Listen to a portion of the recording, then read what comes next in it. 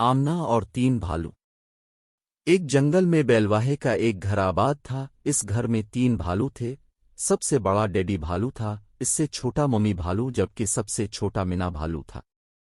एक रोज सुबह सवेरे भालू सोकर अलिफा है तो उन्हें सख्त भूख लगी हुई थी। डैडी भालू खीर बड़ी मज़ेदार बनाते थे, इसीलिए मुन्ने भालू ने फरमाइश की कि आज डैडी भालू खीर पक्का कर खिलाएं। डैडी भालू ने शहद, बादाम और मेवा डालकर बहुत मज़ेदार खीर तैयार की, लेकिन जब तीनों भालू खीर खाने लगे तो ये बहुत ज़्यादा गर्म थी। मम्मी भालू ने तजवीज़ पेश की कि जब तक खीर ठंडी हो क्यों ना हम लोग सुबह की सैर कर आएं। मुन्ने भालू ने कहा, मुझे बहुत भूख लगी है, मैं सैर करने नहीं जाऊंगा, मुझे खीर ठंडी करके खाने के लिए दो। मम्मी भालू ने समझाया, बेटा, जिद नहीं करते, बड़ों का कहना मानते हैं।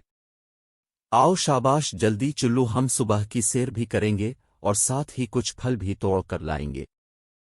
तीनों भालू जंगल में सैर करने निकल खड़े हुए। मम्मी भालू ने आवाज देकर कहा, मुन्ने भालू, अंदर से एक टोकरी लेते आना ताकि फल लाने में आसानी रहे, और हाँ, घर का दरवाज़ा बंद कर देना। मिना भालू आखिर में घर से टोकरी लेकर निकला तो अपने पीछे घर का दरवाज़ा बंद करना भूल गया।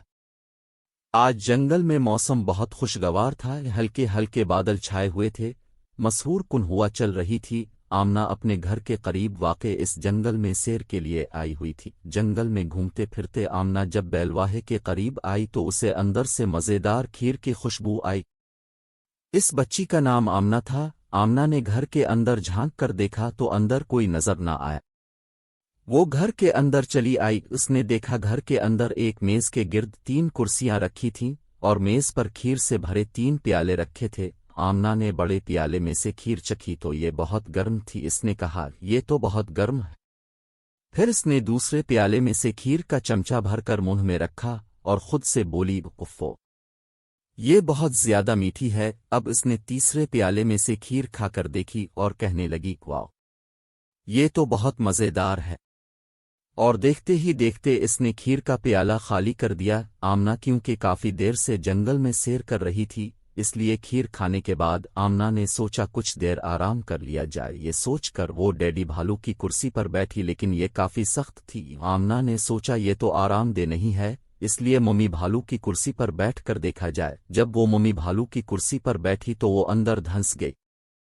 आमना बोली कि नहीं, ये कुर्सी भी मेरे लिए मुनासिब नहीं। ये कहते हुए इसने मुन्ने भालू की कुर्सी पर बैठने की कोशिश की, लेकिन ये कुर्सी क्योंकि बहुत छोटी थी इसलिए आमना का वजन न सहार सकी और टूट गई। आमना ने मुन्ने भालू की कुर्सी जोड़ने की कोशिश की लेकिन कामयाब न हो सकी। आखिर काफी तग-ओ-दो के बाद इसने टूटी हुई कुर्सी के टुकड़े वहीं छोड़े और अलिफाटे खड़ी हुई। आमना को खीर खाने के बाद नींद आने लगी थी। इसने ऊपर की मंजिल पर जाकर देखा तो वहां तीन बिस्तर बिछे हुए थे।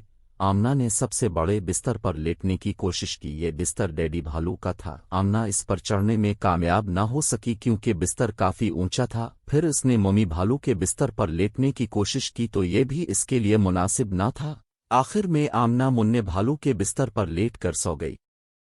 काफी देर बाद जब तीनों भालू सैर करके घर वापस आए तो उन्हें घर में कुछ अजीब अजीब सा महसूस हुआ। डैडी भालू ने कहा, अरे देखो, किसी ने मेरी कुर्सी पर बैठने की कोशिश की है और शायद मेरे प्याले से खीर खाने की भी कोशिश की है।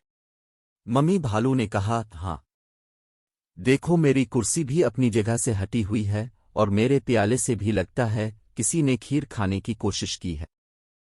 आखिर में मीना भालू बोला, ये देखो, किसी ने मेरे प्याले में से सारी खीर खा ली है और मेरी कुर्सी भी तोड़ दी है। अभी ये तीनों बातें कर ही रहे थे कि उन्हें ऊपर अपने बेडरूम से कुछ नामानूस सी आवाजें सुनाई दें।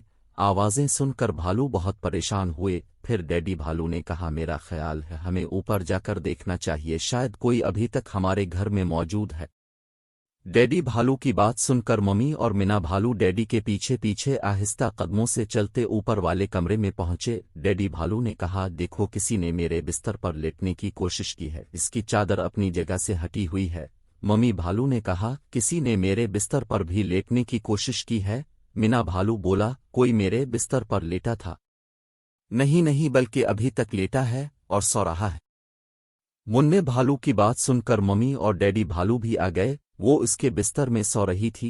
इसे देखकर भालू आपस में एक दूसरे से पूछने लगे कि वो कौन है। बैलवाहे की आवाज़ें सुनकर आन्ना की आंख खुल गई। वो अपने इर्द गिर्द बैलवाहे को देखकर परेशान हो गई और जल्दी से बिस्तर से निकलकर बाहर की तरफ दौड़ लगा दी।